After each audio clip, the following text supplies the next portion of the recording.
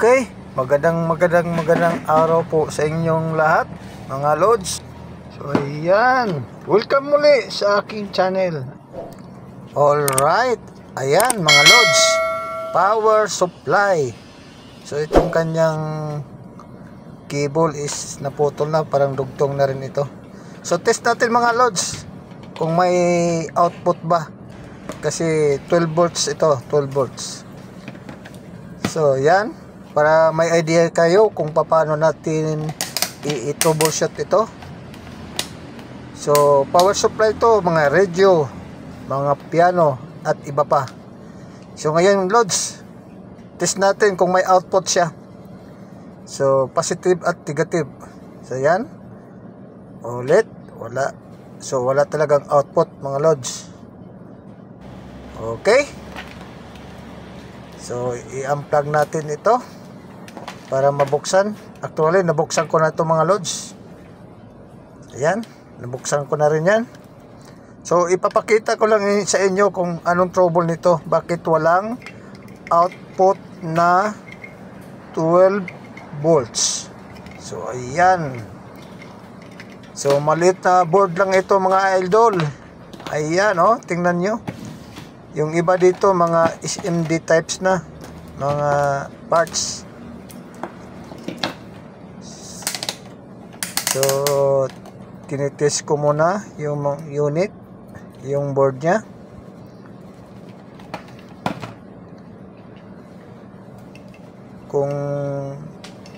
Kung may ano ba,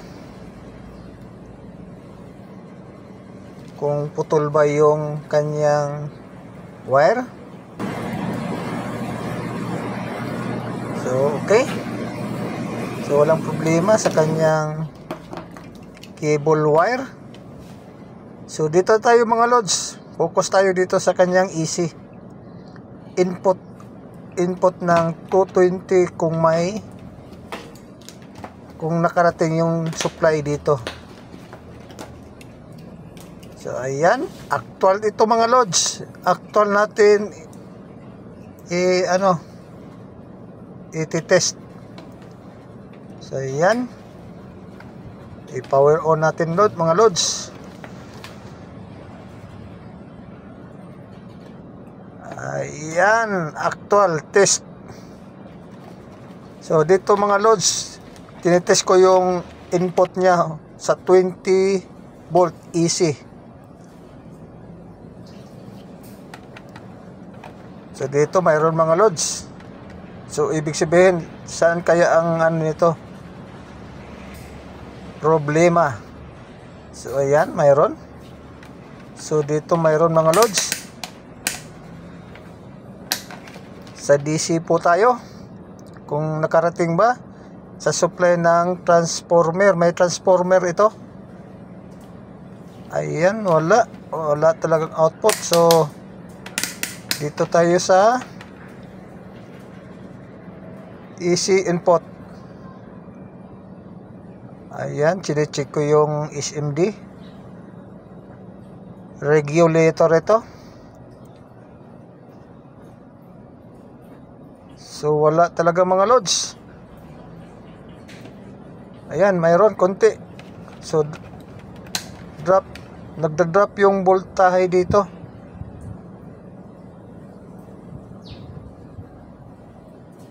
Ayan, parang may napansin ako dito, walang supply dito sa kanyang transformer papuntang out.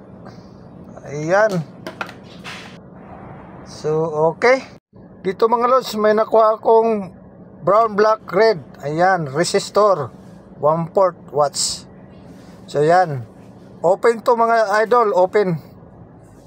Ito yung supply doon sa kanyang transformer. So open ito mga idol. Nakikita nyo, brown, black, red. So ibig sabihin 1 ohms, kilo ohms. So ayan, i-tester natin para makita nyo. Tester, pasok.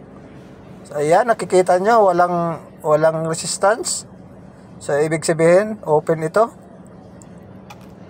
So mga lods, mayroon akong pampalit dito. Marami tayong pampalit dito. Marami akong ano dito, reserva. So ayan, marami tayong mga resistor. So ang ano nito, brown, black, green. Ayan. So bago ito mga lods. Na-stock lang.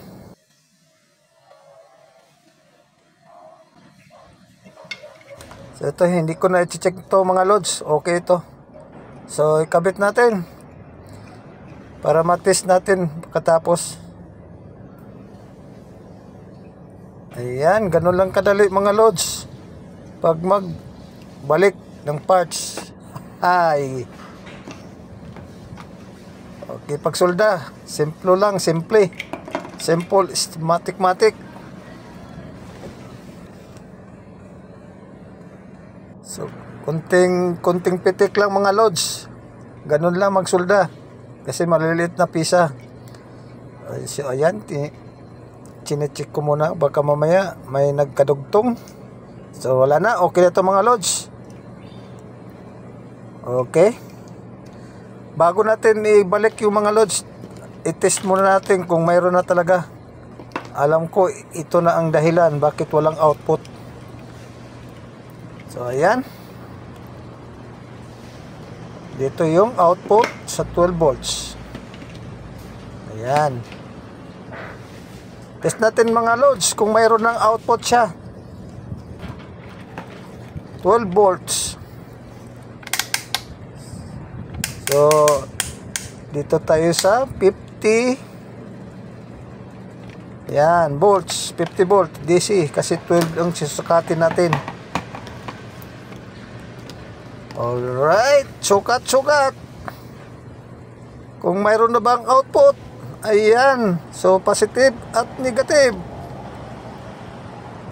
Walang kukurap mga loads. Kailangan may 12 volts yan. Diba? Exactly, 12 volts. Ayan mga loads. Yun lang dahilan niya. Isang resistor, brown, black, red. Ayan, 1 kilo ohms. Okay. So, pwede natin to mga loads, ibalik na natin sa kanyang box or ano. So, itong dugtong kailangan natin may ibalik din. Kasi na to. Siguro alam siguro nila na pinutol. So idugtong natin muli. So nilagyan ko ng red para alam natin pagdugtong kung saan yung negative or positive. Saka yung negative is black, positive is red, para hindi tayo malito. Ayan. So fast forward natin mga loads para mapabilis. Pagdugtong ganun lang mga loads, tapos kunting hinang-hinang para mas okay yung gawa natin para quality. So ayan, para maganda pagka pagbunot-bunot medyo matibay. Right? So hinilagyan ko pa ng H-string sinkable tube. Ayan.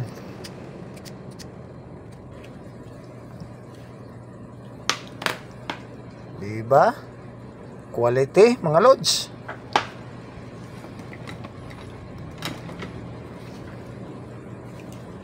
Tapos ibalik na natin ito.